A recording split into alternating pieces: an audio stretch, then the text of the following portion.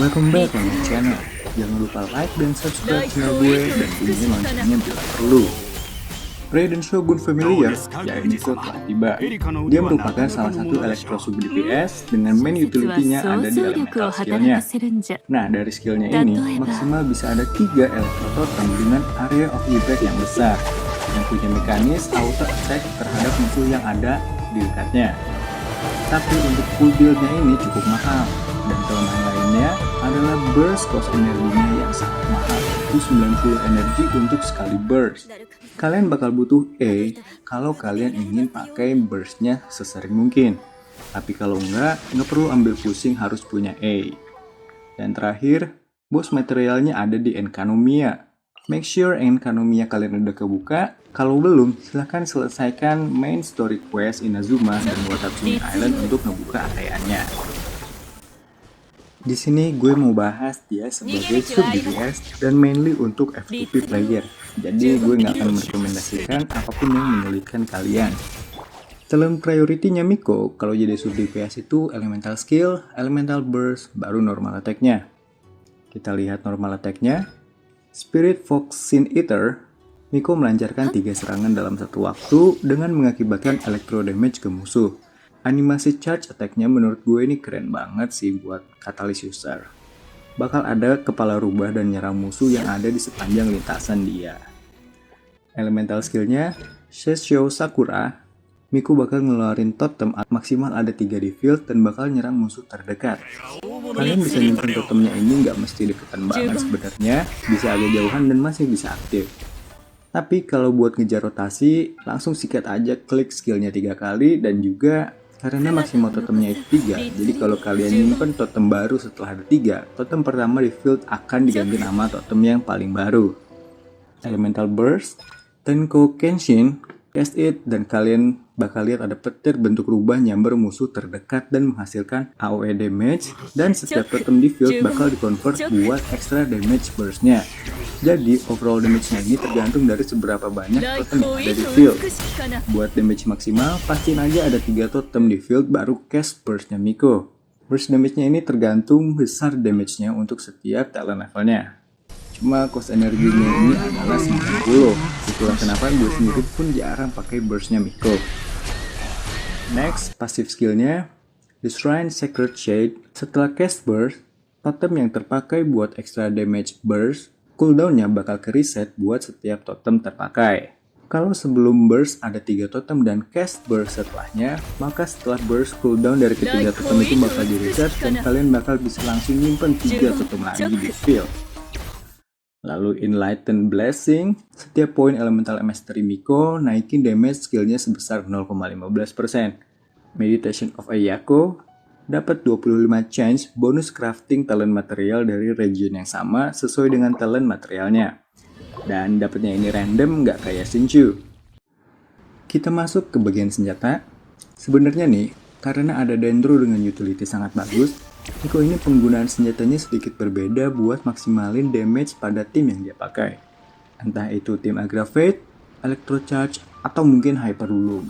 Tapi gue sendiri tidak begitu merekomendasikan Hyper Bloom selain Miko. In general, ada senjata yang bisa dipakai Miko pada tim apapun. Salah satunya adalah Mappa Mail, karena ini merupakan senjata crafting. Bonusnya Elemental Mastery, efeknya kalau trigger reaksi elemental dapat bonus elemental damage. Lalu kalau kalian punya Wit Sith, bisa pakai ini bagus banget. Bonusnya crit damage, efeknya ada chance dapat bonus attack, elemental damage, atau elemental mastery saat switch dari karakter lain ke Yaemiko. Senjata ini bagus buat DPS atau sub DPS Miko, apalagi sub DPS Miko di tim Aggravate, karena reaksi Aggravate tergantung pada elemental mastery, crit rate, dan juga crit damage dari penggunanya. Selanjutnya ada Osworn Eyes. Kalau kamu punya Miko dari awal datang dan main event ini, kalian pasti dapat. Atau kalian main eventnya tapi kalian gak dapet Miko, kalian juga bisa pakai senjata ini. Bonusnya attack percentage, efeknya naikin energy recharge setelah pakai elemental skill. Cuma sayang, karena ini senjata limited dan ini cuma bisa kalian dapetin di event, jadi buat kalian yang baru main di 3.0 atau setelah event Enkanomiya, kalian gak akan bisa dapetin senjata ini.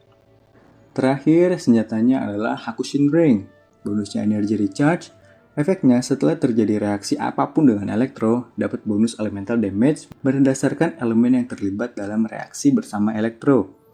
Senjata ini nggak buruk, tapi nggak bagus juga, cuma ribet aja buat dapetinnya. Karena kalian harus nyelesain beberapa world quest yang ada di Inazuma untuk dapetin blueprint senjatanya. Well, overall gue menyarankan Miko pakai White Save atau Mapamare pada tim apapun itu. Tapi kalau kamu punya katalis bintang 5, apapun itu dan tidak ada yang pakai, silakan kasih ke Yae Miko. Apalagi kalau kamu punya Kagura Verity. Kita masuk bagian artefak. Sekarang Miko punya lebih banyak pilihan artefak yang bisa dipakai sebagai sub DPS. Secara universal, pada tim apapun, Miko bisa pakai hybrid, set Thundering Fury, dan set plus 18% attack. Kalian sekarang gak bakal nyesel kalau farming Thundering Fury atau Thunder Shooter. Karena sekarang kedua set itu sangat membantu performa reaksi elemental team, terutama yang berhubungan dengan elektro. Buat aggravate team, Miko bisa pakai full set Gilded Dreams, 2 piece-nya plus 80 elemental mastery, 4 piece-nya setelah trigger reaksi elemental dapat bonus attack atau elemental mastery, tergantung pada komposisi elemen dari teammate-nya. Miko juga bisa pakai full set Thundering Fury, baik itu pada tim aggravate atau pada universal team. 2 piece-nya plus 15% electro damage bonus, 4 piece-nya kalau terjadi reaksi yang berhubungan dengan elektro, damage-nya nambah 40%, dan dapat lagi 20% bonus damage dari aggravate. Dan kalau quicken atau reaksi yang udah disebutin tadi itu terpicu, dapat diskon elemental skill cooldown-nya 1 detik lebih cepat. Kedua set ini sangat menguntungkan, terutama di aggravate team, tapi tetap perlu diimbangi dengan crit ratio yang bagus tentunya. Kalau ada keterbatasan artefak, Miko juga bisa pakai 2 set artefak plus 18% attack, atau jika ingin mengoptimalkan skillnya doang, dan kamu merupakan new player, gak ada salahnya pakai set Gambler atau Hybrid dengan plus 18% attack set. Gambler sendiri 2 piece-nya plus 20% elemental skill damage, dan 4 piece-nya setelah ngalahin musuh, cooldown elemental skill-nya ini bakal reset dan bisa terjadi setiap 15 detik sekali. Gue akan nyaranin beberapa tim yang bisa dipakai buat Miko. Pertama, Aggravate Team, Electro atau Dendro DPS, Miko, A atau Visual, Nahida, atau Dendro Traveler, ataupun Support. Electro DPS-nya ini sangat fleksibel, bisa Kiching, A atau Saino. Dendro DPS tentu saja Tignari. Supportnya ini bisa Healer, Crowd Control, Shielder, atau apapun asalkan bukan Hydro karakter.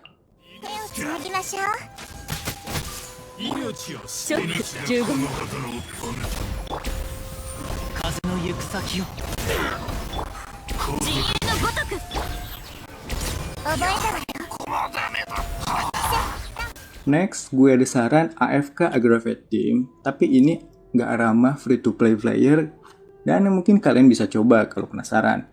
Isinya itu A, Miko, Nahida, dan Zhongli.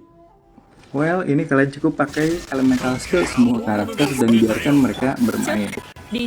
Ini gue pakai kalau lagi eksplorasi dan males lawan musuh. Lalu ada Electro Charge Team, Electro atau Hydro DPS, Miko, Hydro Sub DPS, dan Support. Electro DPS kurang lebih sama seperti yang udah gue sebutin. Hydro DPS-nya bisa Tartaglia atau Ayato. Hydro Sub DPS ini akan sangat bagus kalau ada Yelan atau Xingqiu. Supportnya bisa Kokomi, Barbara, atau Anemo karakter untuk crowd control atau healing.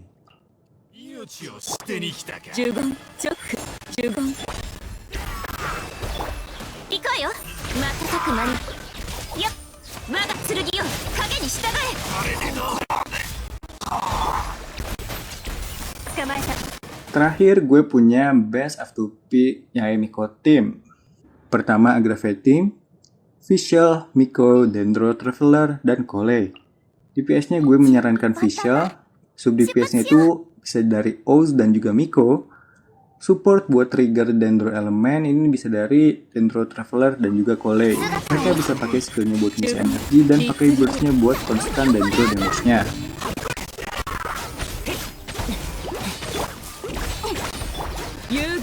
Terakhir adalah Electro Charge Team untuk F2P player, Visual, Miko, Xingqiu, dan Barbara. kurang lebih mirip kayak Aggravate Team. Kalau kamu punya Candice, kayaknya bisa dicoba, dan ya karena gue nggak punya, jadi gue nggak bisa nyobain Candice. Kita masukin bagian akhir, yaitu bagian recap. Untuk talent priority sebagai sub DPS tentu saja elemental skill-nya, lalu elemental burst dan normal attack dingin. Senjatanya tentu saja Kagura Verity kalau ada, tapi kalau nggak ada, kalian bisa pakai White Seed atau Mapam Mail dulu. Artefak fleksibel sebenarnya, mau full set Gilder, Thundering Fury, Hybrid plus 18% attack, atau Gambler untuk yang pemula. Timnya Aggravate udah dicoba kalau kalian punya yang untuk karakter yang bagus, atau Electro Charge yang lebih gampang. Well, itu tadi yang bisa gue rekomendasiin, khususnya buat F2P dan new player. Hope you guys like it and see you next time.